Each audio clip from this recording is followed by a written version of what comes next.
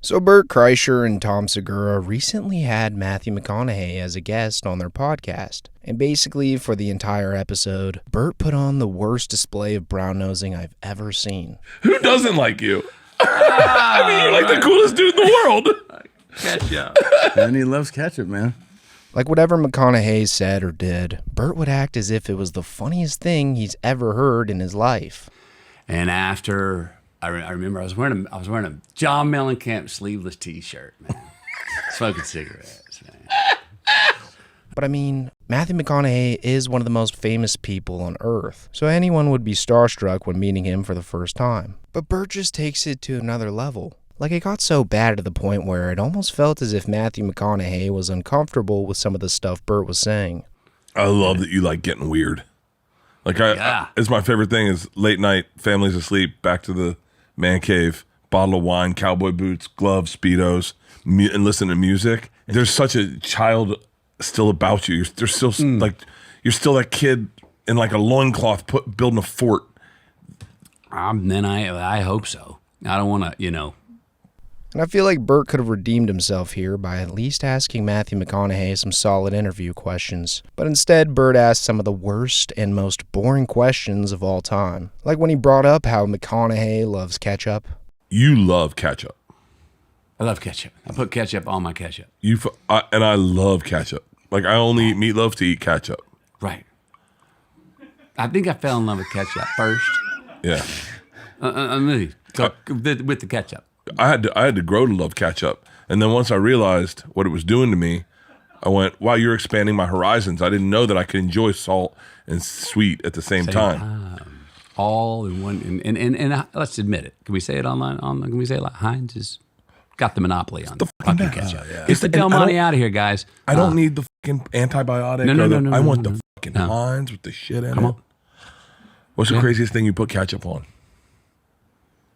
What have I not put ketchup on? I mean, scrambled eggs is not crazy. Scrambled eggs. It's great. Scrambled eggs. It makes scrambled eggs. It makes scrambled eggs. Great. It makes scrambled eggs.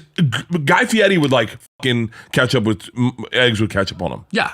Like Tom Segura and the entire operating crew behind the scenes couldn't help but laugh in Bert's face at how basic and lazy the topic was. And to make things even worse, Bert Kreischer goes on to make up a completely fake story about his ketchup eating habits. And what follows is some of the most insane ass kissing I've ever witnessed in my entire life. And it's where the ketchup is. I love ketchup on a burger, but it's best to dip it. So the ketchup's the first thing to hit the palate. You don't want if you put the ketchup on top of the burger, it falls off the sides. Right. You want to dip it so that it's walking. It is the pimp walking the into the party. Yeah, and there's a whole bunch behind him, but he does the intro. Yeah. Dude, black eyed peas I cannot eat. Black eyed peas with ketchup, I fucking love them. I hear you. I'll tell you. I'm going to tell you one even further. If I'm drinking in the morning at an airport and I don't feel like drinking, but I have to because I got to get on the plane, I'll take ketchup, smear it on my hand, let it dry, and then just slowly that's Get it. down. Yeah, like on the flight later? On the fucking flight. Just give it a lick? Just a little, yeah. Just to have a buddy there. Just a reminder to have a treat. Little treat. Just have a friend right there. Yeah. That's good, man. I'm never going to eat ketchup and not think about you. I don't know. Well, next time I have ketchup, I'm going to not be able to not think about you licking on your hand about ketchup. That's good, man. A little K-bump. I like that. Yeah. Excuse me. Let me take a hit. Who doesn't like you? I mean, you're like the coolest dude in the world. Ketchup. And he loves ketchup, man. But it didn't stop there. The conversation then shifted topics to cooking, specifically about Matthew McConaughey's signature tuna fish salad. And when Bert learns of McConaughey's secret recipe, he of course completely overreacts. So do you That'll last through the week. So explain your tuna fish to me, because my wife's a redneck, and so she has pickled jalapenos, candied jalapenos in her tuna fish. Yeah. Okay, wait. I want to hear yours. Well, it's a long list of all kinds of things. I mean, celery. It starts with the base. You get your good tuna. Yeah. If you add the mayo mixed with wasabi and a little thyme dressing. Okay. Shut the fuck up! Come on. I didn't even think about putting wasabi into my fucking tuna fish. Whip it up, a little light green.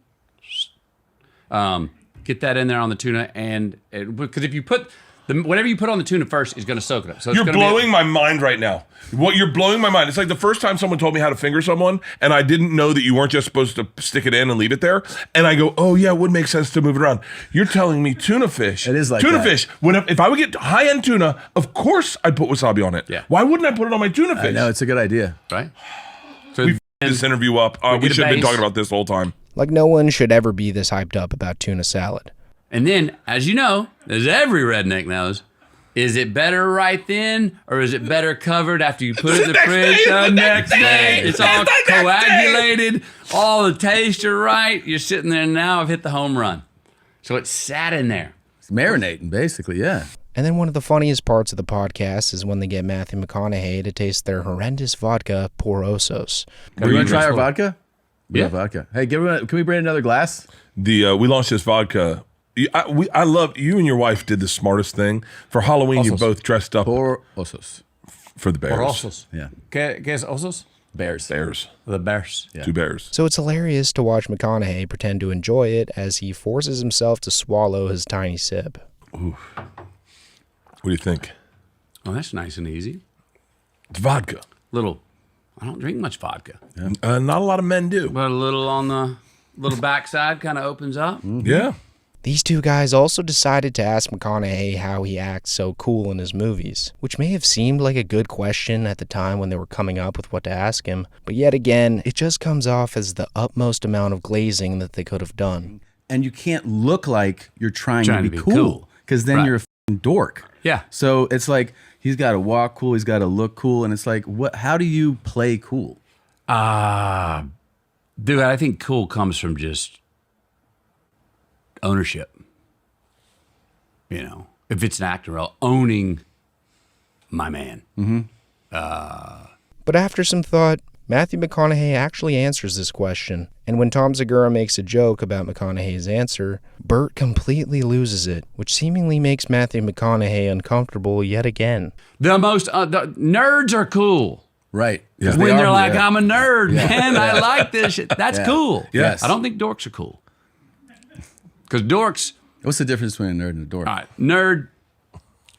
dorks want to say, dorks change their answer for wherever they are to fit the circumstance to do what they think is the cool thing. You need to come to the Comedy Mothership green room. There's a bunch of dorks in there. Okay. I think you made it real clear. But I mean,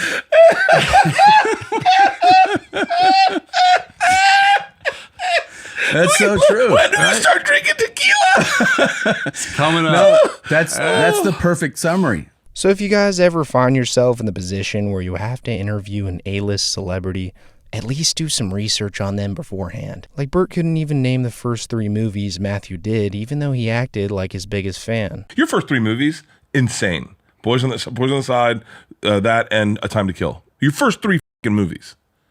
Well, there's Texas Chainsaw Massacre. Oh, Texas Chainsaw Massacre. That's the... All right, so your first 3. Yeah.